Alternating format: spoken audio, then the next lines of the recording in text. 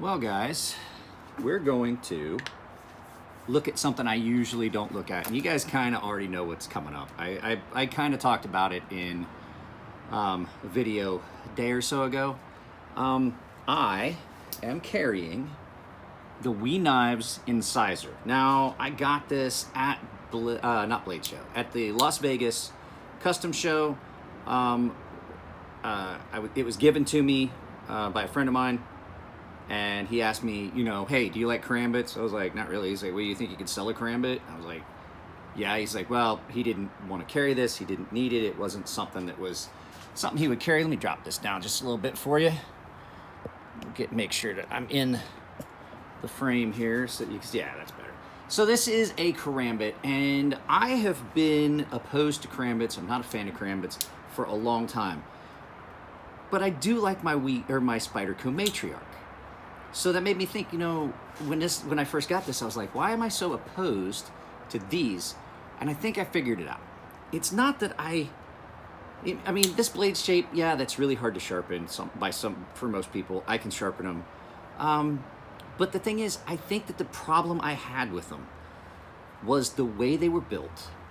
The ones that were available, you guys know I don't like Emerson knives. I don't like the Emerson karambits, the super karambit. I don't like the detent. I don't like really much about it. Not a fan of liner locks anyway. But what I got was, I've seen some of the Fox ones, which aren't bad, but they just never were comfortable. They weren't something that I could comfortably hold and things like that. So what we'll do is we'll zoom in a little bit, and I'll bring it in, and I'll show you. This knife is really comfortable. And the biggest problem I always had was these holes would always be a little bit small. And when you got a small little, it makes it uncomfortable because there's not a lot of wiggle room. You can't get it into the position you want. And then I always felt like I was gonna slip up and over, but this one has got the flipper tab that acts as a guard, and it's really, really nice. So we'll zoom back out and we'll take a look. I will turn this around and I'll show you the stuff about it I like. The thing about this one is it doesn't have a cut-in wave feature. And we'll turn this around and look at it. I gotta move some stuff around. I sharpened some knives this morning, and I've got some more knives to sharpen this afternoon, so I'm not going to Fair and Forge today. Even though I want to, I've got too much to do. I've got to get caught up. So let's take a quick look. Let's turn this thing around. And as one of my other favorite YouTube channels, let me show you its features. If you guys follow Slingshot channel, you know what I'm talking about. So let's go ahead and turn this around and we'll take a quick look. All right. So I moved some stuff around. Yeah, I know workbench is dirty, but I've been working. So let's take a quick look at this. And I'm using just ambient light. I don't have my light out here. I had to take it down because we had a storm blow through and I didn't want my light to get broke. So typical of WE knives, you're getting really, really good construction. Dead center on that. The edge on this is by far one of the best I've ever seen on a karambit. Edge work that WE does their edges are awesome. And I've done some cutting with this. I've done some fairly decent cutting with this. There is one little spot here where I've managed to roll that edge just ever so slightly. Now wait on this helicopter to go over. Apparently need to put a sign up that says on air. So I'm not a fan of sculpted clips, but this is a very attractive one, and the tension on it is just about right. Nice big ring that I can get my fingers in. It snaps. I'll show you the deployment. It snaps out of your pocket like lightning.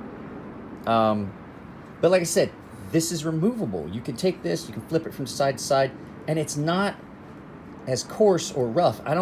I've had a couple of knives with a true Emerson wave feature, and they just tear up pockets when you're deploying them.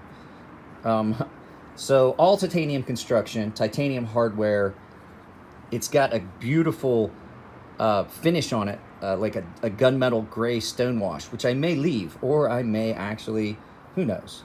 I might do this black and then just do the whole thing black and then just give me some green or blue accents, Pocket clip, it's really subtle, it's understated. It is so comfortable in the hand though, and I usually have a problem with the comfort level that you get in a karambit. And like I said, ridiculously sharp. And the thing too is, I like all these sharp angles that get your attention. It makes it look futuristic. It looks like It looks like something that'd be made out of bone in a movie where you're dealing with cavemen. But action on it's really smooth. Now, I did accidentally drop this down in the sink with some soapy water, so you know the lubrication on it kind of washed off a little bit, but action on it is really smooth. Runs on bearings. Always good solid lockup. You can see there's just one tiny point of touch on that lock face. Snaps open with authority. There's no wiggle, no play, and we has switched and went away from doing their proprietary hardware, which was the Star, which I appreciate, because for a guy like me that takes apart a lot of knives, proprietary hardware is kind of a pain. And not that I couldn't have gotten a, you know. So it's you know, when they have their hardware, it wasn't that the hardware was an issue, it was the bit that you got, which is just like a little keychain piece. Going to traditional, just solid Torx, much better. The only thing I felt was this screw stands up a little proud, but you know, I could always see if it's feasible just to take that screw out. If that screw is not an integral part to holding this together, you could always just take that screw out, and then you just have one screw to flip it. But I do believe that screw goes all the way down into here. But I haven't taken this apart yet. So everything's chamfered nicely, nice and clean. Their finish goes all the way into, you know, down into areas. Sometimes it's hard to get some of those areas when you're getting a finish like that. But the like that gunmetal gray and then into that stonewash blade, it's aesthetically pleasing. It is attractive. I'm trying to carry this as much as I can. I want to see whether it's something that's going to grow on me. I have been carrying it in my right hand pocket and carrying. I just flipped this to left hand carry, my Osborne 940.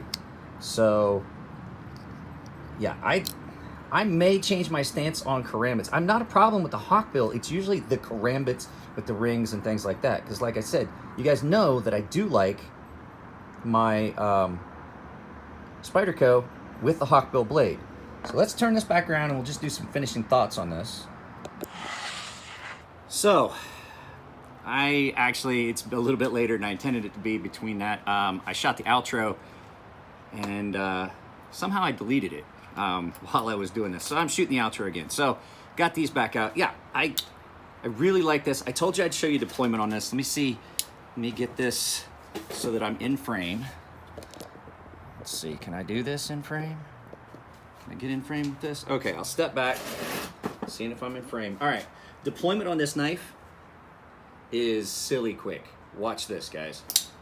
You put it in your pocket, it rides comfortable, it's got a nice round profile to it. You put it down in your pocket, and then you just, it's comforting. It honestly is comforting. It's almost like when I was in the military, you reach down and you feel your gun there. It was like a reassuring thing. If you put your thumb in your pocket like this and you just know that that's there and how easy that deployment is, I see the appeal of that. So like I said, guys, I got a call right in the middle of shooting that. I see the appeal of that. That knife deploys silly, stupid quick. And the thing is, that nub is not as intrusive, like I said, as some of the others that I've felt. It doesn't bite in so hard that it's ripping stuff up. Pocket clip is nice and smooth, just about the right tension. Like I said, if I had a Karambit that I was going to recommend, I think this would be the one. And you know, everybody's noticing it. Everybody's seeing it. I saw it on Blade HQ's coverage of SHOT Show. Everybody is realizing that we is one of those companies like Riyadh. They're stepping outside of that box of Chinese manufacturing. And people are starting to realize that, hey, these guys aren't just some BS company that just is putting out garbage. They're doing excellent work.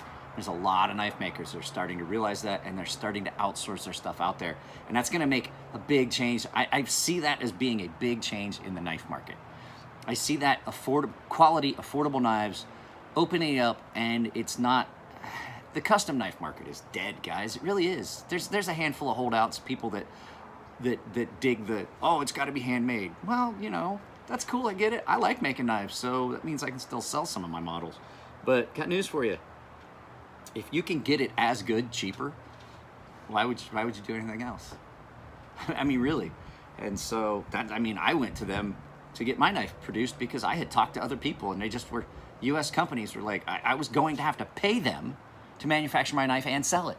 I was like, that's like wiping before you poop. That don't make any sense. I sent We a design, and they sent me back a piece of paper that said, well, if you sign this, we'll do it. You get a percentage.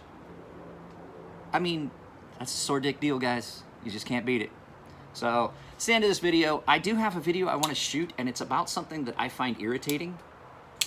And it specifically is about one thing. So it's not going to be a real long video, but I'll get it put together. I'll get it up, guys. Like I said, the We Incisor, it looks primordial. It looks like, you know what it looks like? It looks like dinosaur. It reminds me of what I would think of a predatory dinosaur, which is pretty freaking cool. So, all right, guys, I got work to do. You guys are holding me up. Get out of here. Take off. Go do something. If you're a kid and you're watching this, go outside and play. Go outside and play. Do something valuable with your time. Guys, love y'all. I cannot express how much I appreciate the support in some of the comments on those 2 videos from Vegas. Well, the video from Vegas, one of them was the trip there. We didn't get much for TKI. It was amazing. I appreciate all of it. I did put some stuff on Reddit. I actually am going to teach a couple sharpening classes again. I've done it before, but I have a couple people that have reached out to me that are interested in sharpening. They're here in San Diego. I'm going to teach some classes. So, I mean, I'm not doing it for free, but, you know, it's just an investment of time. I think I can get 2 people at a time here. Would be great. I just clean off the bench and just have like me here and them here, and I'll oversee. I think that'll be cool. So, guys, take it easy. Enjoy your weekend. There's not going to be a Fair and Friday video up, so I'm just going to stay here and work. I'm probably going to go up there tomorrow and work on. I have to make a sea snake, so I need to get rolling on that. I need to get started on the next Hornet. So only a couple left to do. Only a few left to do. So that means I'm only a couple months behind. So, guys, take it easy. Be good to each other. Don't be mean. And I'll talk to you later.